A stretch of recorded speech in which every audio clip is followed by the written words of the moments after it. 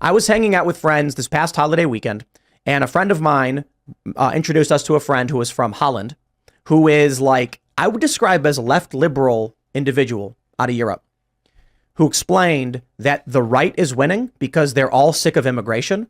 And she went on to explain in her very thick Dutch accent about there are too many people that are coming and they're getting money from the government and people are really fed up. And I was like, wow. Now this is interesting because then Geert Wilders' party wins. And this is what we're seeing. It's fascinating. This is crazy.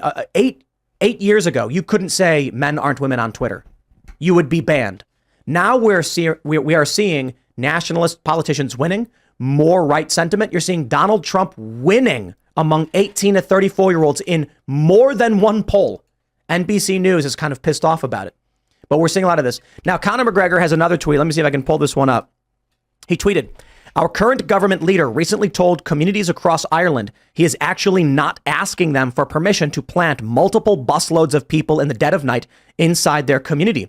He is instead telling them, now it seems from below, said communities are not going to ask him if they may stop them. How do we feel? I feel transparency is the answer. Full information should be attained and divulged to gain support from the communities of Ireland for this new peculiar procedure that has begun over the course of this year, 2023. Without it, fear, panic, unrest.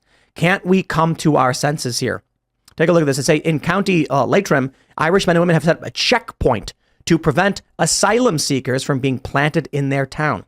Of course, for this, Irish police are investigating Conor McGregor over his tweets. It's getting crazy. I don't want to jump too much into it because now we've got more reports that they're passing these draconian hate speech laws to ban this stuff.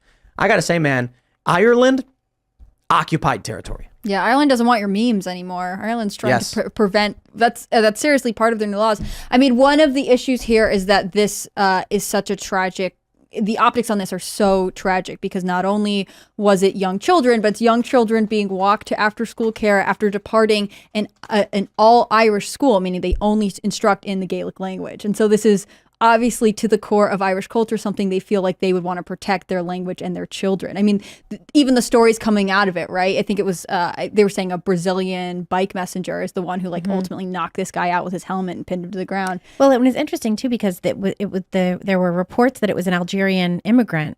And then immediately, the BBC and all of these other outlets were like, it wasn't an Algerian immigrant. He was an immigrant 20 years ago. So he's not an immigrant. He's different. That's different. And it turns out he's never had a job. You know, he's been living on the dole the whole time. Yes. And when you look at that, it's absolutely insane. And those hate speech laws, one of the parts of that law, it says a hate crime is any criminal offense which is perceived by the victim or any other person to have been motivated by prejudice based on a person's age, disability, race, color, nationality, ethnicity, religion, sexual orientation, or gender. So it's any criminal offense perceived as being motivated. Which means the government decides regardless. It's messed up. But do you think this guy who perpetrated this attack would be charged with a hate crime? No, of course not.